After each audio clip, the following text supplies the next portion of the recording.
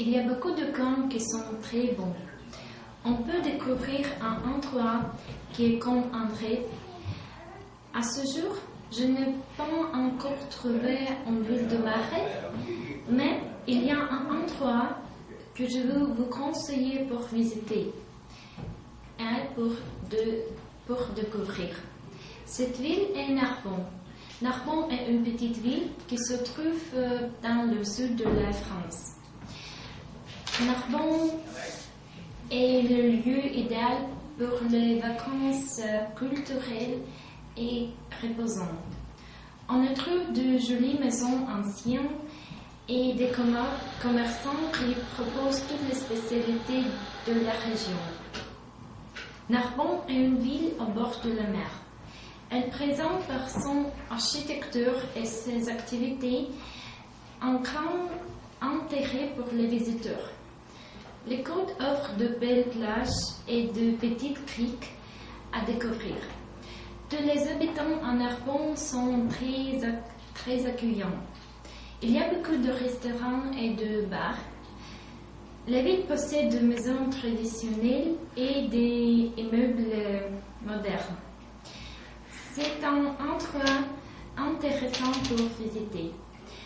Quand un moment, j'ai passé de très bonnes vacances là-bas. Bonjour, je voudrais vous parler de Bruges. Bruges est une ville de Belgique qui est située tout près de l'océan Atlantique. Les Belges la surnomment la Venise du Nord parce que Bruges possède de nombreux canaux. C'est une ville magnifique et romantique, avec ses canaux, ses églises. L'histoire de cette ville est fort intéressante. Des restes de forteresses se trouvent encore autour du centre-ville. Bruges est la ville qui garde son ancienne identité. La ville a beaucoup d'architecture médiévale et beaucoup de musées historiques et culturels.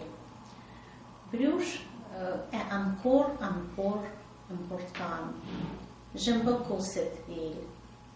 Bruges, c'est la ville du charme, la ville du chocolat, la ville du rêve. Bonjour, je voudrais vous parler un peu de Vert-Pont-du-Gard. Vert-Pont-du-Gard, anciennement Vert, est une commune française située dans le département du Gard et la région l'aqueduc Roussillon. Cet endroit est connu pour son vin rare et ses jardins. C'est une petite commune de moins de 2000 habitants. Ce village est connu pour la qualité de son vin côté du pont du Gard. On y trouve de nombreuses carrières avec les pierres d'excellente qualité. Il y a aussi des vêtements de l'ancien peuple qui se sont conservés jusqu'à nos jours. Ils s'appellent les capitelles. Le pont du Gard, c'est un pont aqueduc romain à 3 niveaux, probablement bâti dans la première moitié du 1er siècle. Il s'agit de l'un des monuments français les plus visités, avec 1 million de touristes. Merci pour votre attention. Bonjour, je voudrais vous présenter Tibet. En 2006, je suis partie en voyager en Tibet avec mes amis à vélo. J'aime beaucoup son étrangement et son accessibilité. Tibet est caractérisé par de l'architecture religieuse et la beauté exceptionnelle des hauts plateaux.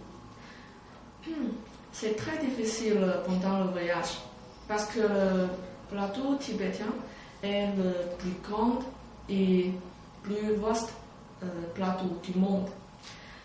Plus de 5 km. Ici, la plupart des gens sont bouddhistes tibétains. Donc, l'art tibétain pèse sur ça. La religion est très importante pour les Tibétains. Avant 1950, Dalai Lama est le chef spirituel et politique. Donc, les moines sont toujours plus grande classe et ils sont plus respectés que les autres. L'architecture tibétaine est composée de beaucoup de styles. On est resté au Tibet un mois, mais ce n'est pas suffit. J'ai beaucoup de jolis souvenirs du Tibet. Merci.